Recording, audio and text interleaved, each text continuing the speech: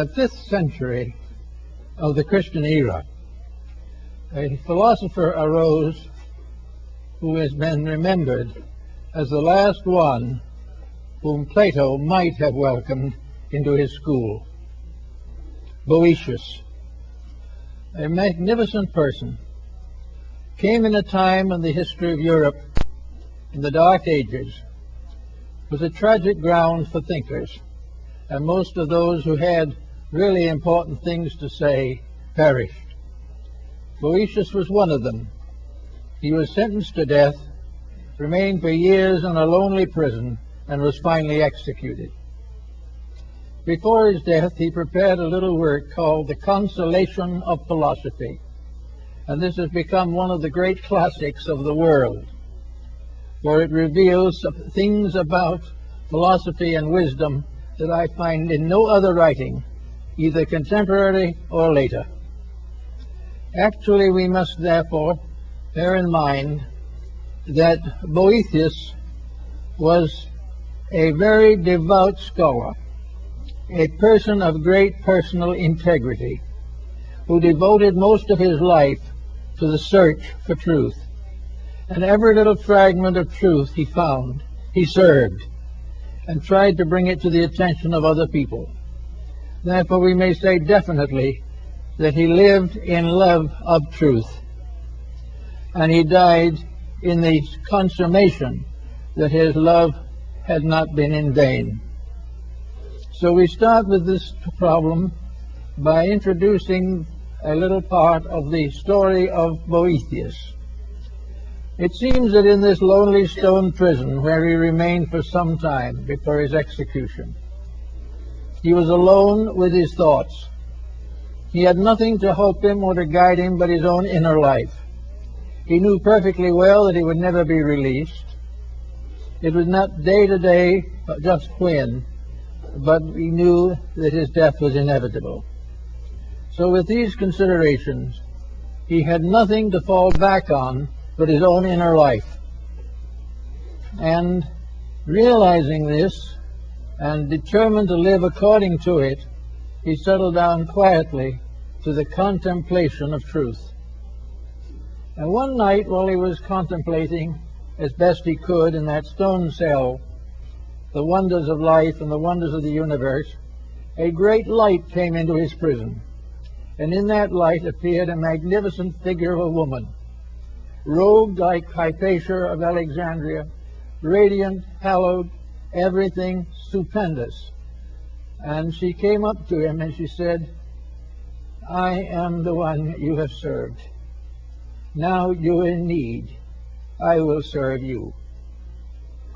And she explained to him very definitely that all he had learned to help other people had created for himself a debt which truth owed him, and that as long as he remained in the material world, truth would lead him, guide him, and to give him the intelligence and the wisdom and the love to face the things he had dreamed of and believed. As a result of that, his essay on the consolations of philosophy has become a classic. It was in this realization of the return of the good deed to the one who does it that Boëthius became aware of something, namely that truth is not a word. Truth is not a doctrine. Truth is not essentially a system or a school. But as all the ancients realized, truth is a living thing. It is a creature itself. It is something that has its own being. It has its own life and its own death, its own beginnings and its own ends, in an infinitude beyond our comprehension. But truth is a conscious being, and this being appeared to Boëthius in the prison. And from this truth he learned to live from day to day. He gained then the answers to all the questions he had asked. He gained knowledge of the distant places and the high places and the low places. He learned all the mysteries of space and time. He suddenly realized that truth was a great teacher, the one thing in life that knew. That truth alone could lead man to perfection. And this perfection he had to earn by giving his own life to truth. Therefore, we are able to follow some of the thinking of the ancients concerning the mysteries of life. We think of things today merely as objects. We think of hope as some kind of a word representing an emotion. We think of wisdom merely as mental penetration. We think of love as merely a personal emotion of our own, shared by others, but still merely an emotion. But to the ancients and to the wise, these so-called things were actually beings. Love, it was a reality, it was a creature, it was not merely a relationship. And from all the ancient and classical writings we find that the Greeks, the Egyptians, and Persians, and nearly all foreign peoples have personified their virtues. When they think of strength, they think of a certain power. When they think of wisdom, they think of a person who is wise. And so the ancients created gods for every emotion, every thought, every attitude of the human mind. Therefore we have Jupiter ruling over one thing, we have Saturn ruling over something else. To us these things are meaningless. We have a very different code. But to the ancient people, with their mystical opportunities, these different things were realities. Hope was a being, not a thing. Hope was something that grew like a child in its mother's womb. Hope was a great moment of veneration, like the individual taking holy orders. All these things were part of a being, and all great good things are beings. They are personifications or embodiments of principles, and they appear to us as a kind of language of symbolism, a language which enables us to share in the wisdom which they impart. So Boethius in his cell saw in the vision of the power of enlightened love the fulfillment of a dream, the dream of the ages. He was told by this radiant vision that she had been with him from the beginning. The moment he dedicated his life to truth, she was with him. She would be with him to the end of his days, and at the same time she would be with all others under the same conditions, because no one walks through life entirely alone, and those who have given themselves to unselfish service to others walk constantly with a radiant presence beside them, something that is going to guard them and protect them because they have deserved it, because they have earned the peace of inner life. They will have it regardless of what happens in the outer world. This was a great consolation to Boethius. It gave him the courage and strength to know that once one dedicates themselves to the service of truth, they will never again be alone. They will be with something, someone, somewhere, who is ever and always waiting to help, waiting to use this truth that they have discovered in order to save them further punishment, further suffering, or further pain. So the wisdom that Boethius had assembled to teach others was now taught to him. It was shown to him conclusively that his dreams had not been fables, that his ideals had not been vacuums created by optimism or pessimism, that in reality truth is alive and walks with those who serve it. Regardless of how we view the matter, it is a beautiful thought, a very kindly thought, and a thought that gave consolation to this lonely prisoner doomed to die because he had tried to help. Actually, therefore, before his death, truth took Boethius through all the worlds of space, through the great realms beyond where he could not go himself. Truth showed him how right he had been in certain guesses and certain suggestions. Truth also told him that she had helped him to form these ideas within his own consciousness, that as long as he served her, she would stay with him, and he would never be alone again. So Boethius, when the time came, passed on without fear or doubt. And his little book has brought comfort and insight to millions of people in a world that he never lived to know about or understand. This brings us very definitely to the concept that we had for the discussion of the morning, namely, truth as love. That truth is a being, a power, a quality. Truth is the most dramatic, dynamic way that leads to reality. But what is truth to us? How do we understand truth? Well, probably we understand it very much as Boethius understood it. We understand it by a little effort to grow. We try to be a little better today than we were yesterday, and we continue to grow a little every day. But the first step that we take toward reality brings us this contact, this something that walks with us the rest of the way. The first sincere, dedicated effort to live the life of truth brings truth to you, and truth walks with you to the end of your days. This was the idea of the Pythagoreans and the Platonists. It was the result of the individual earning dedication by his own dedication. When we do a definite good thing, when we serve those in need, when we improve the nature of our own contemplations, we have made an important connection in life. And once this connection is made, it cannot die. Once we become aware, or once we have given birth out of our own souls to the soul of truth, that soul will live on.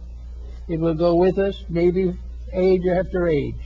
We may backslide and forget and lose and transgress, but once we have made a sincere effort to try, we have taken the first step to eternity. We have taken the first move in the direction of everlasting peace. And therefore it was quite proper for these ancients to think of love as the faithful friend, something that could carry on beyond all of the powers of the mind. The mind can be deceived, the body can be punished, but the truth in the soul goes on. Nothing can stop it once it has started. And the first good deed dedicated unselfishly is the beginning of the long road that leads to regeneration.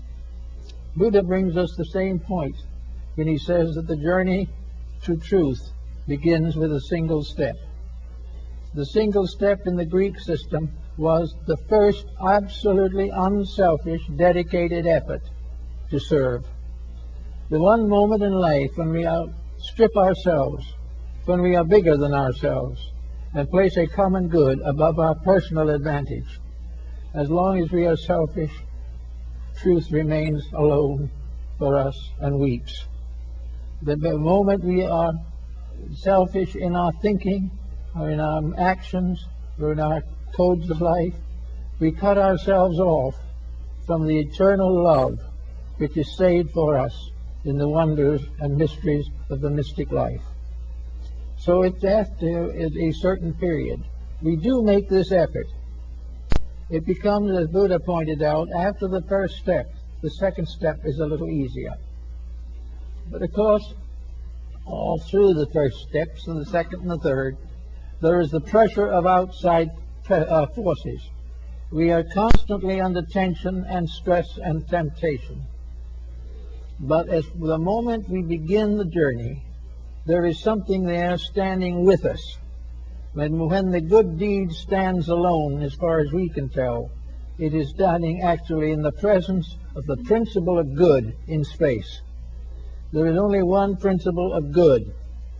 It's not a principle of this being right or that being wrong. It is a simple, actual adjustment within ourselves. It requires no intellectualism. It requires no vast store of knowledge or insights. But these may contribute to it. But it is a step from the selfish to the unselfish, from the dark into the light. And once when the individual makes this dedication, he is pressed gradually forward one step at a time, to the fullness that he seeks to possess in the fullness of his own maturity. So in the story of now that we have today, in the story of love as truth, we have the concept of a standard of virtue, a standard of integrity that transcends anything that we know in our ordinary material relationships. I think probably the Greeks were very close to the fact when they began to personalize all of the principles and ideal forces of life. The Greeks did not see the earth as a body alone. The Greeks saw the earth as a soul, as a living thing. They did not see the sky as merely a great mass of stars. They saw it as a great mother brooding over the world. The stars in themselves were not just sparks of light or some kind of chemical explosions in space. The stars were beings looking down upon the world. Everything in the world was alive. Everything in the world was conscious. We did not know that consciousness, but by certain growth, by certain development, we gradually reduced the distance between personal understanding and this larger value of life. Now, much of this is symbolic, no question about it, but it is something that we have to give some thought to. I remember a story that Ernest Thompson Seton told me about a meeting of the Boy Scout movement in Canada one year while he was still alive. And he was there, and the young people from all over the area of the United States and Canada were gathered in a large hotel where the meetings were to be held. And a little American boy and a little American Indian boy were in the same room together, looking out of the window, and it was snowing. And the little Indian boy said, this is the great-grandfather. This is the old one who sits at the North Pole, and he smokes all winter. And every time he empties his pipe and throws out the ashes, it's a snowstorm. All these, you see, are the ashes of grandfather's pipe. The little American boy looked at him for a moment and thought he was insane or something, and said, "Oh, don't be silly. That's nothing but snow." The little Indian boy never did get the idea that snow was anything except the ashes of grandfather's pipe. And this is the truth in almost all ancient beliefs. All Indian peoples had beings at the root of life. All Chinese people had beings. Hindus had beings. Greeks had beings. It is only in our modern scientific world that we transform these beings into scientific formulas of numbers and letters and try to bestow upon these formulas the interpretation of the mysteries of life. You cannot follow the scientific method we use today to find the secrets of anything except the most transcendent material objectives. Actually, the answers to all the riddles of knowledge, the source of energies, the source of life, of time, of light and darkness, of good and evil, are all formulas of vibratory rates, and they are all alive. Everything has some kind of life in it. It is in the stone, it is in the star. They are tied together by a tremendous unity. So Boëthius went out with the vision of the wonderful Lady of Light to gaze at the contemplate the space around him. He saw it filled with life, not with dead atmosphere, not with just earth and air, but filled with living things, beautiful things, wonderful things, that surrounding man and all of his knowledge and thoughts and his ignorance also is a world of living things that he can't even see, a world he doesn't even believe in, but a world which affects him every day, a world which moves in upon his moods, upon his attitudes, a world that punishes him when he is selfish, a world that praises him when he is right. And he will recognize that in a mysterious way there are forces in that world which will guide him to his proper destiny if he will keep the rules. Each individual must live the life if he would know the doctrine. And when he does so, he realizes that the life that he is going to contact is not simply energy. It is not just a thought floating around. It isn't even a mentation in the mind of God. When he keeps the rules, space is with him, time is with him, eternity is with him. Little by little, the purpose for himself is fulfilled, and the time will come when he likewise will be a unit of conscious energy in the great fields of universal life. So we all have not only this type of thing, but we also have to look around us to see what's happening. We look around and we see today the problem of air pollution. With that air pollution, thousands, millions of things die. This air pollution is against the rules. Therefore, nature will never support it. And nature will continue to punish it until it corrects its own mistake. Nature will never permit evil to survive. It will never permit the wrong to win. There will be moments of apparent victory, but they will be followed by years and centuries of terrible defects and disasters. Everything that we have around us lives in a sea of truth, lives in a vast organism that is based upon infinite wisdom and infinite love. These are the ruling powers. The universe is not neutral. It is not simply space. It is not things moving, floating around in a vacuum. It is not formulas that can be put into letters and numbers on a scientific blackboard. Space is alive. Everything that exists is alive. And while we are growing on one level, somewhere else another thing is growing. While we are adding to the wisdom of our own mind, something else is enriching every cell in our bodies. Everything is living and growing. And when the individual interferes with growth, he commits probably the most terrible of all sins. When he tries to block growth, or becomes indifferent to it, or denies it, in that moment, he places himself in the position of being punished. Now, punishment is not going to be eternal damnation. Punishment is not going to be something which is irreparable. But patience and virtue must take the place before punishment is completed. Punishment is merely an effect, the cause of which is wrong. As long as that effect is wrong, the consequences must be wrong. And what are the basic rules of this mysterious being, this infinite good one, whom we all worship under one form or another, or most people recognize under the general term of God? What is the law of this being? The law of this being is love. The law of this being is that in all matters, an infinite tenderness guides erring life back to its source and forward to its perfection. These things the ancients recognized. We don't recognize them very much anymore. But when something goes wrong and a great disaster occurs, there's a reason.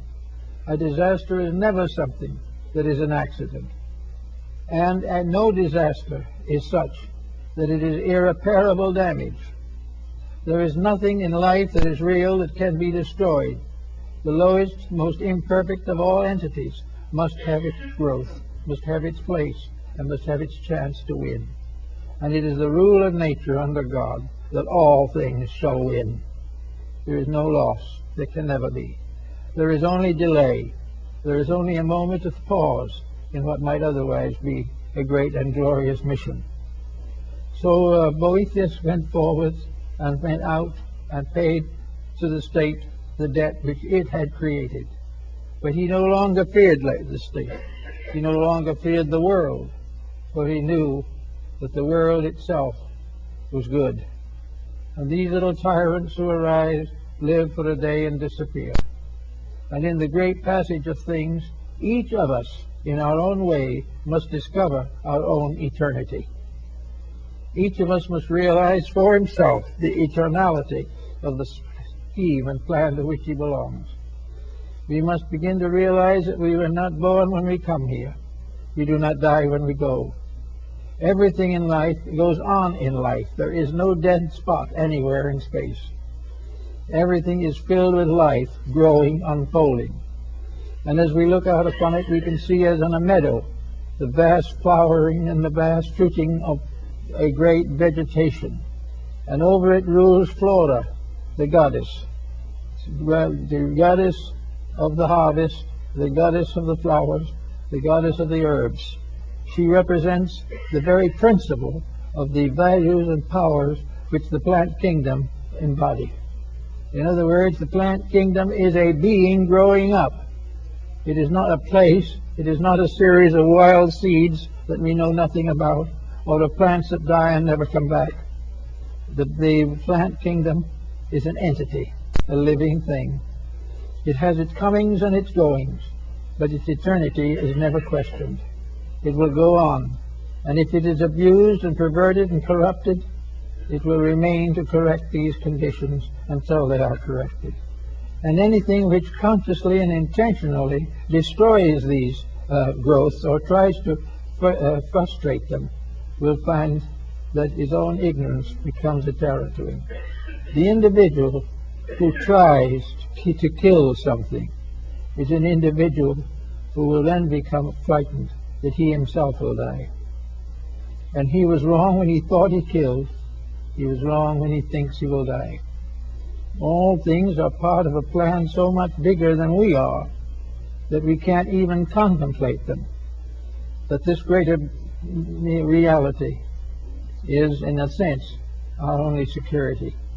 It is the one thing that cannot fail. Politics may rise and fall. They are also entities. And we find that someone talks about the dangers of the capitalistic system. The capitalistic system is an entity.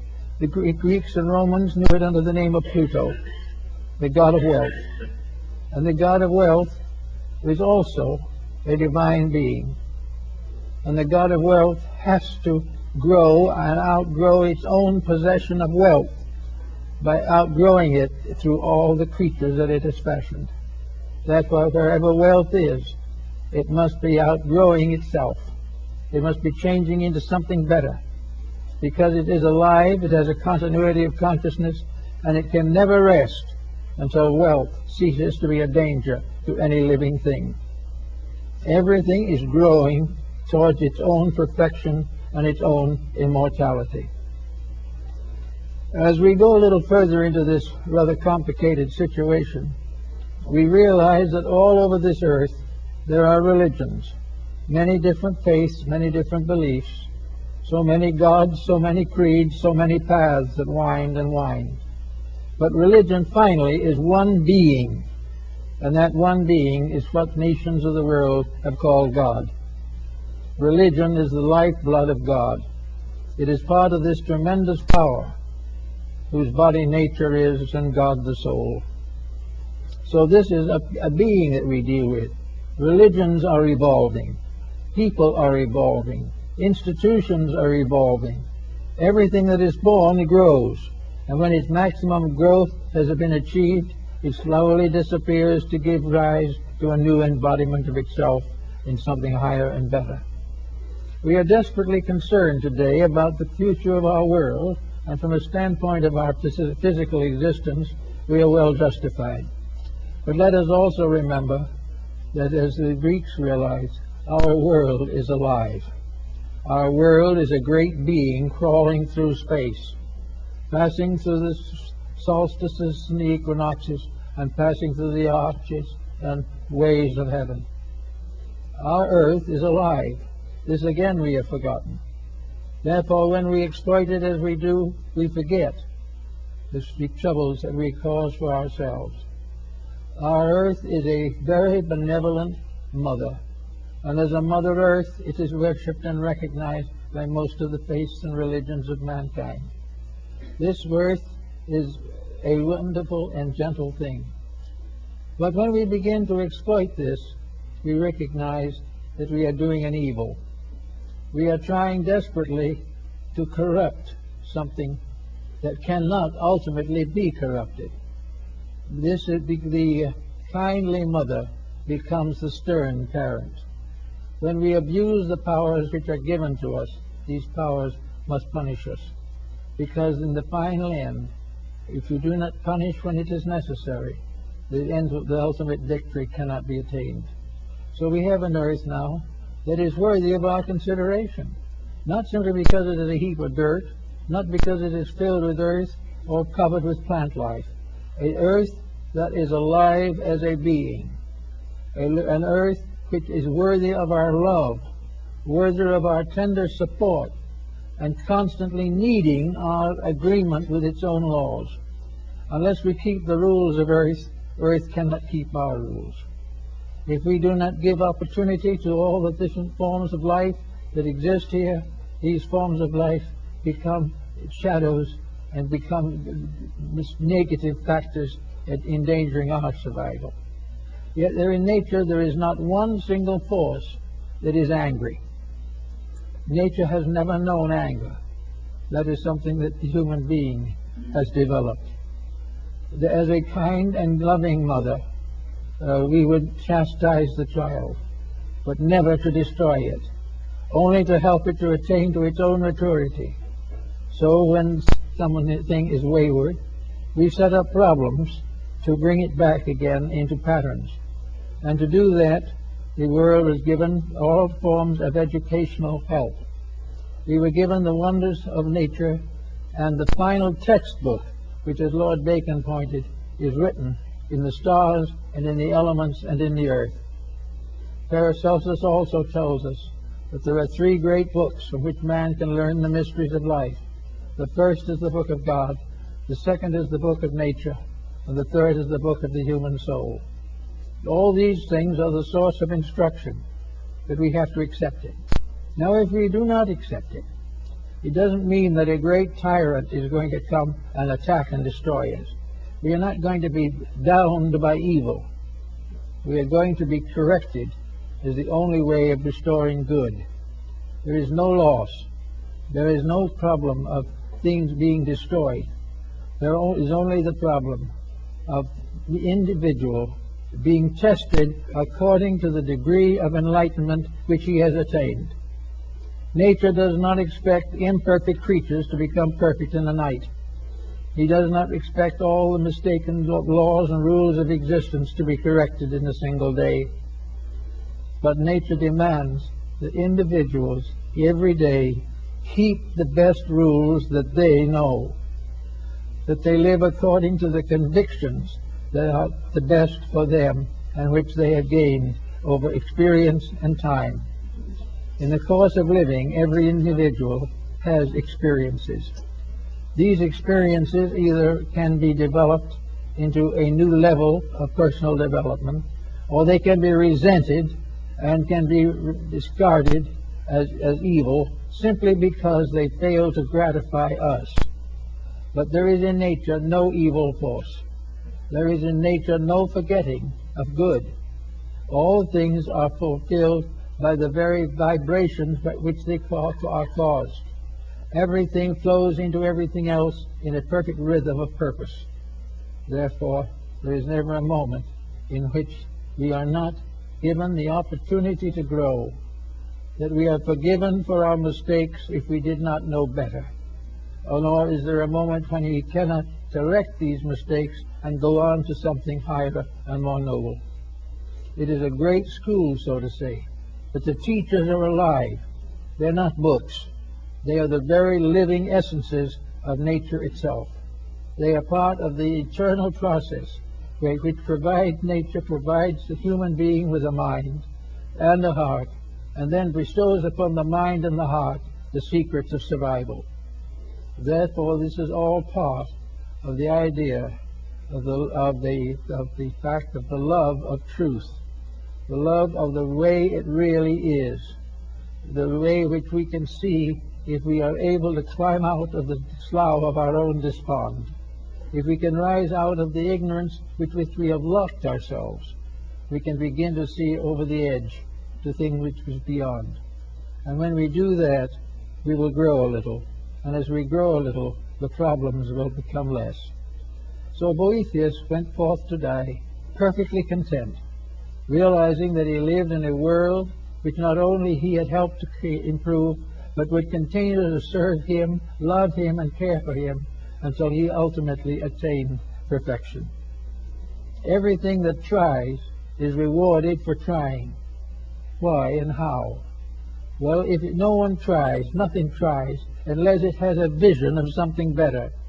It may not know how to attain that something better, but if it is willing to try, it means it grasps the possibility of improvement.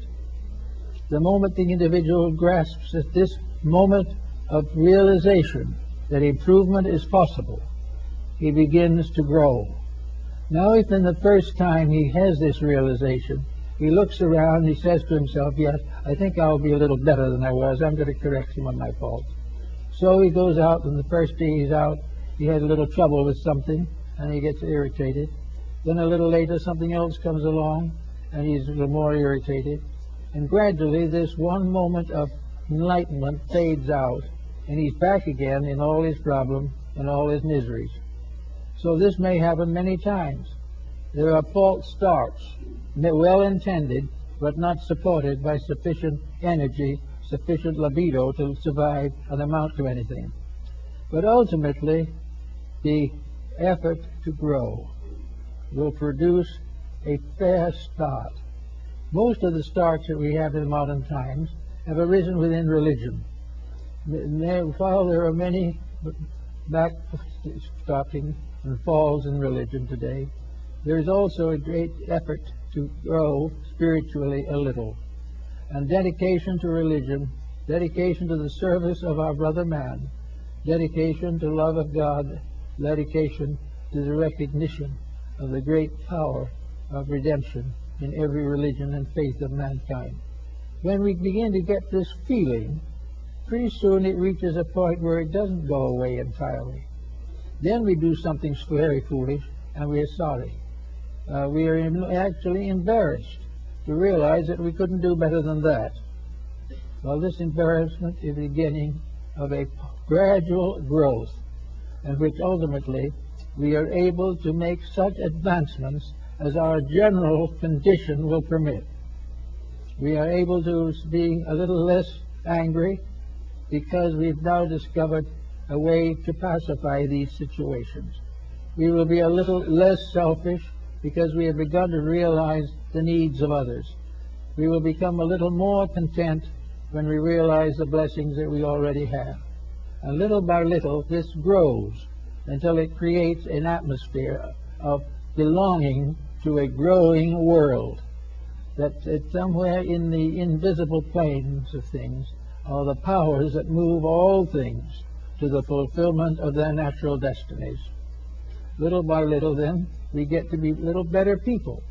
Now, there comes a time when we have to make a decision or two, because most people are not ready to make a major step away from the familiar. But they are able to do something better. They have been able to straighten out a broken home. They have been able to solve a family feud. They have been able to visualize a better use of what they have. All these things help. And little by little, the individual grows. And the moment he has made a few growths like this, when he has been able to forgive an enemy honestly and completely, when he has been able to prevent an extravagance which he knows he should not have, when he is able to live in his own life without neglecting his children, all these things come little by little until he gradually tries to put his own life in order. The moment he makes this effort, the moment he tries to put his own life into a better social, economic, psychological condition, in that moment, truth comes to live with him. The radiant being takes up its abode in him and will be with him from then on until he makes the ultimate adjustment. It will take him through tragedy without breaking his spirit. He will go through hardships but will not recognize them as evil. He will do all kinds of things because within himself there is a great dawning coming. There is a moment of realization of something better, something nobler, and he sees that the things he has objected to and the things he has rejected, these things were false to begin with, but he didn't realize it. For when the time comes, he will discover that this truth principle within himself becomes the final censorship. Now, this censorship will never be excessive. It will never demand more of any individual than he is capable of giving. It does not expect perfection in this great universe in which perfection is beyond the guess and beyond the thoughts of stars. But it does mean that little by little he will begin to organize his own material pattern. Now, it's not only this is going to result in the beginning of genuine worship, in which religion becomes a significant fact, but it will be a very quiet, moderate religion, with no pressures, no compromises, no criticisms, no conflicts. It will be a gentle faith, recognizing that the more of the internal comes out, the better the external will be. Now, in a moment like this, we'll come across another entity worth mentioning. There is another wonderful being that we all have intimate contact with, and which most people do not understand, recognize, or serve adequately. This other wonderful being is our own body. We have a body over which we rule as Lord and Master. And it can be that this body becomes a slave.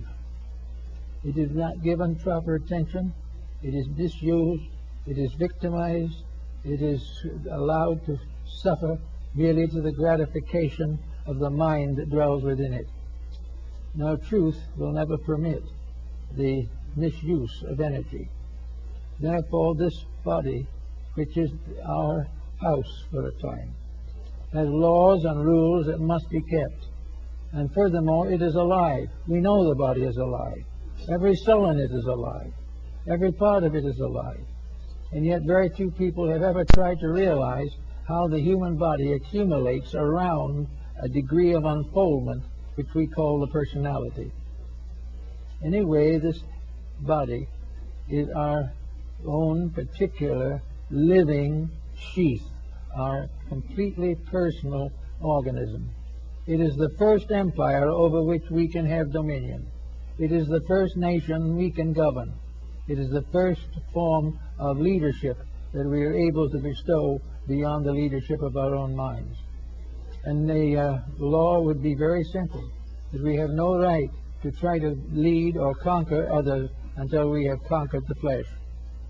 We must accomplish in ourselves the leadership that we expect to bestow upon others. If we want to see a better world, we must begin with the self. And in very many cases, the beginning of a better world is a healthy body.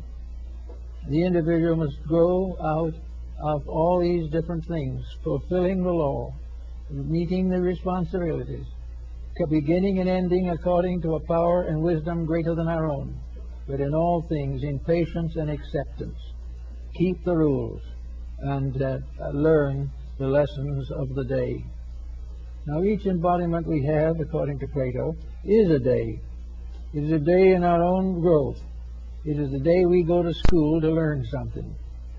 Now, we look around us today and we realize that as a school, our daily life is not much of a success. We do not have a discipline to take care of us through these years of growth by which we must finally reach our own adult physical years. So nature depends upon this problem and gives us certain ultimata to face it with. Nature gives us the rules, and when we do not keep the rules, nature gives us the example of the broken rule. One of the most beautiful and wonderful displays we have today is this great tapestry of broken rules. Now, everyone is worried about these broken rules because they are a danger to us. But we have not worried enough yet to correct it. We are still trying to play hooky in the school of life. We are still convinced that we are here to have fun, to have wealth, to have influence, to become famous. And as long as we do that, the great genius of truth will not be with us. When any ambition is false, it is not sanctified, and it is not fulfilled by the laws of life. Whenever we have an ambition that is contrary to good, that ambition will ultimately destroy us. Whenever we forget our relationship with other living things, when we forget the brotherhood of life, if we get the parenthood of life, in these factors we begin to sound out our own troubles. This is being very clearly indicated today. Boethius is not here to preach, maybe he is, but he was not able to live then, to continue into the change that followed the Middle Ages. But we know that the rules of life that we have broken have put us exactly where we are now. Now the question still remains, how does it do it? Why does it do this, and how? Why is it that when we support the wrong thing, we get into trouble? That is because there is a rule back of it that tells us what the right thing is, and that rule is immutable. If honesty is a universal law decreed in the infinite pattern of things, no individual human dishonesty can survive. Now, when I say survive, it doesn't mean that individual or personality will perish, but it means that the goal or the attitude will have to change. There is no possible way in which evil can achieve rulership over the world. The battle for the struggle for this control grows more violent every day. The greater the ambitions of the individual, the more terrible his mistakes will be. The more desperately he tries to escape the consequences of his own conduct, the more desperately those consequences will close in around him. He cannot escape them, because there is something in life that says he can't escape them. And the symbol of that something in ancient times is the great mother of mysteries, the great mother of the world. For all physical creatures are under one motherhood, the motherhood of the mysteries, the motherhood of the Virgin of the world, the motherhood of the mother who remains a virgin forever and bears children unto the eternity of things. All these wonders and mysteries are very simple, but the great mother of earth, the great mother of the mysteries, is nature itself, not as a blind force run by physical means and few chemical symbols to tell what it is, but a living, vital force that dreams, thinks, hopes, prays, does everything necessary to bring home the wayward children. That something which knows that the problem must be solved, that there can never be allowed for evil to survive, that never can ignorance prevail, never can violence destroy peace. And in the process of doing this, we find, or nature finds, the individual, unfortunately, lacks the internal resources to make the proper decisions. He cannot say to himself, I have told a lie, and therefore I must correct it. The individual tells the lie, thinks he gets away with it, and then a consequence sets in that hurts him. And this consequence that sets in is the only way that he can learn not to lie. He cannot be expected at this time to come to the moral solution all by himself. If he does come to that solution, it is because he is already on the road that leads to light. He is on the way to something better. But for most persons, responsibilities must be evaded. They must be avoided in every way possible, because they interfere with the smooth passing of a useless life. But that is the problem. There can be no smooth passing of ignorance. There can never be a success built upon stupidity. There can never be a peace built upon violence.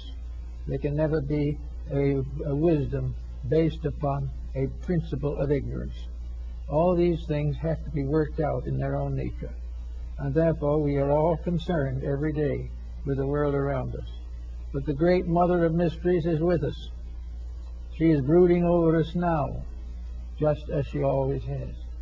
She is the one that is constantly waiting to bring the wayward children back again to the rules. And she will never stop until they come back. No one will ever be permitted to be a truant. Actually, the truant will hate punishment. The dope addict will hate to be prevented from gaining his justification or his pleasure from the narcotics. He will try everything he can and will hate the laws that prevent him. from doing what he pleases. But above the laws that will make us do what we please, there is a great law that tells us we must do that which is right. And in this way, we gradually discover that there is a universe of intelligence, a universe of wisdom, a universe of good, a universe dedicated to the service of eternal truth and dwelling forever in the presence of the divine being. Therefore, if we go along a little, as Boethius did, we may come to the gate that leads out from this life into something else. But when we go through, we will make the discovery that we have not been cast again into shadow, but that the light in ourselves, if it is there, will never leave us. And no matter what happens from that time on, truth will prevail in us, and that means that peace will take over. Now, if truth prevails in the average person, let's take an example, a very concrete one, of just how it operates. Supposing truth in the case in consideration is a problem of maintaining the health of the physical body. This is something that is very significant today. The physical body is, in a sense, our child. Each person has a body that is a kind of psychological infant with which he has been endowed, and we must train this body to serve him, or else he must relinquish his leadership and let the body take over. If the body takes over, he's in trouble. But he doesn't know he's in trouble, because if the body is gratified, the rest of him goes to sleep. But the real fact of the matter is the body has to be brought into harmony. It has to be disciplined. Now, when the body is brought into discipline, it is said to be healthy. When the soul is brought into discipline, it will be said to be healthy. When the infinite in man is brought into discipline, then the universal being is healthy. Every compromise that destroys the leadership of the superior over the inferior is dangerous and must be carefully avoided. So we know from every experience of living that we can and do have the power to change things, to make them what they should be, to accomplish that which is necessary for the common good and for our own good. But before we settle down to the creative processes of changing the world, which we're all much interested in the moment, we should give a little thought to changing ourselves. Because actually, we find that the world is very hard to change, and we become more and more disillusioned as we see nation after nation breaking the peace, country after country exploiting other countries, and it looks very terrible. But if we look down from the heights of those things into private relationships, we find people after groups out to destroy each other. We find exploitation. We find the effort to dishonorably accumulate at the expense of others. We find the broken home and the broken heart and the broken body. So that we know that the great change that is necessary, we have not even been able to make in ourselves. Little by little, however, we have an answer to this. As the health problem goes along, we suddenly learn that there are ways that health can be improved. But improving health is nearly always a discipline. We have to do some things differently. We have to sacrifice some excess in order to achieve moderation. We have to do something right in order to nullify that which is wrong. So, we discover that we only through discipline can we bring ourselves back into harmony. And in the moment we come back into harmony, the mysterious power of nutrition, which is another being, another radiant character, that nutrition can take over and do properly for us. All of the gods of antiquity must manifest through disciplined bodies. We think of wisdom, it's only possible through a disciplined personality. Wisdom in the keeping of the foolish one is folly. We know that there is only one way to achieve courage, and that is to be dedicated to a cause worthy of courage. If we try to use courage to defend negative things, we risk to hurt some more. Everything is there to challenge but nothing is there to hurt for the reason of destroying us.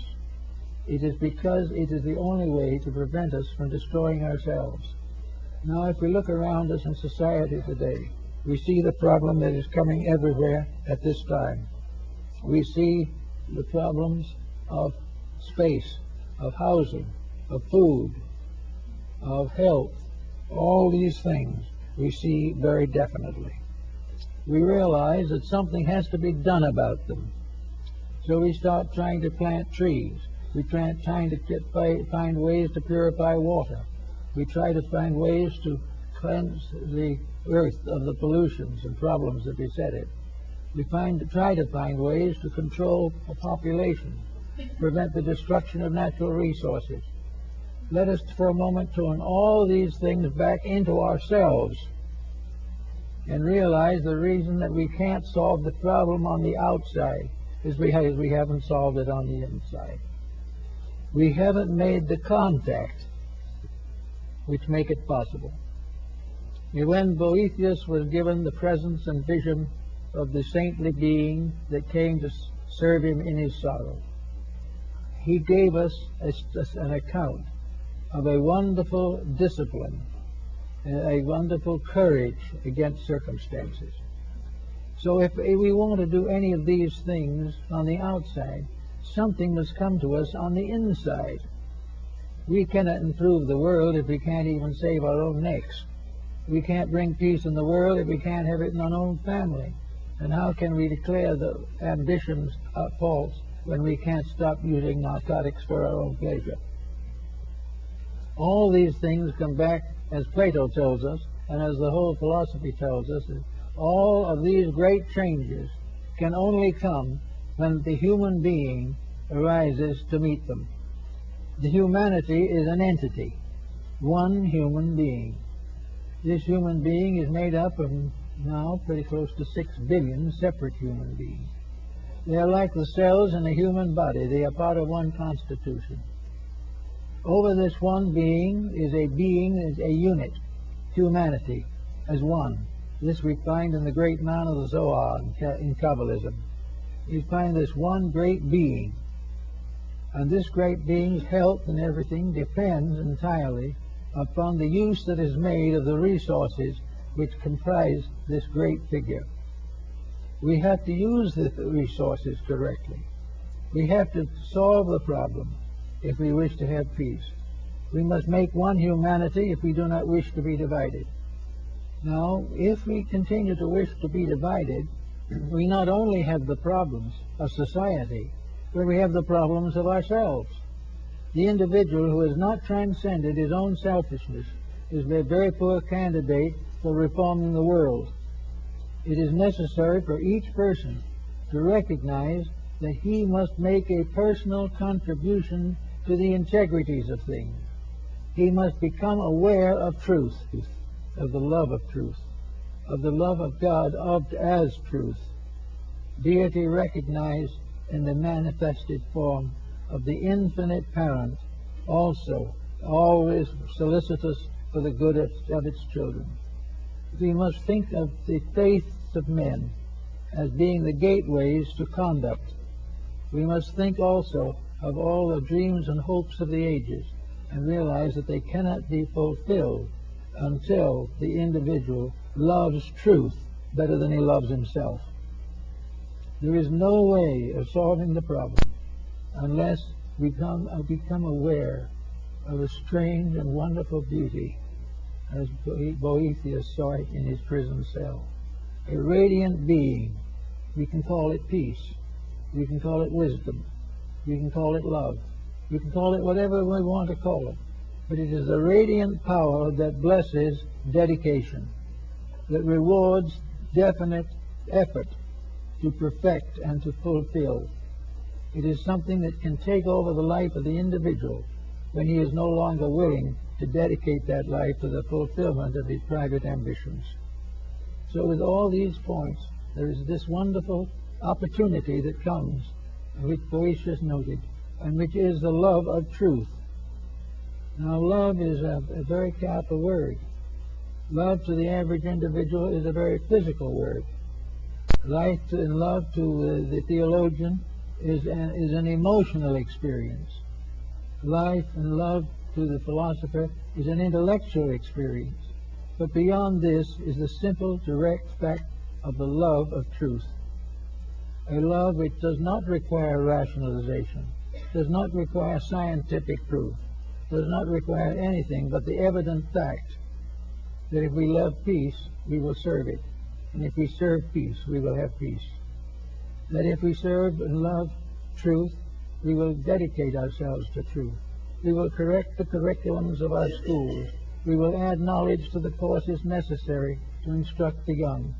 And we will put ideals and principles ahead of profit and private enterprise. These things are the transformation of the love of truth as we know it today to the love of truth as it must be, a dedication to the fulfillment of the works of truth.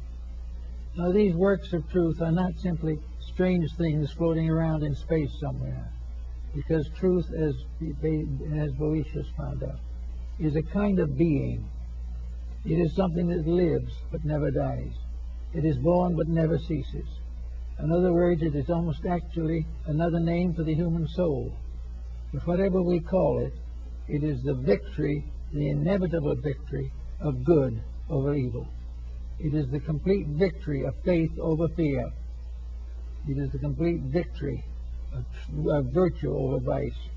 And it is achieved because it is potentially possible to the individual. And each human being is born with the potential of the perfection of truth within himself. There is nothing that can prevent the individual from attaining truth except his own reluctance to improve his ways. Now, it's possible for him to realize that some of the truths that he must ultimately know are now beyond him. He's not going to be able to be perfect at the moment. He is not going to be able to be perfect as his Father in heaven is perfect. But he is going to be able to move forward step by step in a dedicated search for reality. The moment he starts these steps, the moment he begins to make an effort to direct and vitalize his own integrity, the journey towards the reality begins. And in that moment, the light shining being of truth takes his hand and will lead him to eternity. And nothing can interrupt it. Nothing can prevent it. Nothing can have victory over the inevitable victory of reality over illusion. We have lived for a long time in illusion, and some of this illusion we call learned knowledge. We think of science as very wise. We think that science is solving everything. We think that Einstein was incredible when he found the formula for the atomic fission. These are not the truths we need. These are not truths at all. They are struggling with the misuse of universal potentials. The atom, the cell, all these things are each of them a unit. Each is a truth in itself, and it must be treated as one. It must be recognized, and if we wish to advance things, we must work together to make these various parts work together well in us. If we can make the cells of our own body cooperate, we have help. If we can make the various forms of knowledge to cooperate, we will have peace in the world. These things are part of our destiny. These things were well known to Plato and Pythagoras. They were well known to the foreign and eastern nations. And everyone has realized that it is impossible to solve our present problem unless the individual himself moves from a theoretical standpoint and ceases simply about talking about how things should be done to the dynamic experience of personal growth. And this personal growth, he can start where he is. He doesn't have to worry about anything. What is his problem at the moment? Well, maybe it's a need of a job, or perhaps it is domestic difficulty. Perhaps it is a wayward child. We do not know what that is, but whatever it is, if at this time he has not found a footing in a pattern for his own permanent growth, that problem which he faces today must become that footing, or one of its equivalent. It must be something done by the individual himself to prove a sincere dedication to advancing the cause of common good. Once he makes one statement, the seed is planted. And once the seed is planted, it will never die. It leads, one good deed leads to others. One bit of wisdom leads to greater wisdom. One concept of the divine love of God for man is fulfilled in the divine love of man for God. These things are all part of a wonderful mystery, truth in a mystery, love and wisdom in a mystery. All these things we have to face as coming to us in the course of years. So we can wait in our own way for the radiant woman who comes to the prison cell and says, you have served God all your life. You have been a good person, and you are not going to be deserted in your gray hairs. The good you have done to others comes back as a radiant being to lead you to the peace and security that you desire. Under those conditions, things will get done in a reasonable length of time. Thank you.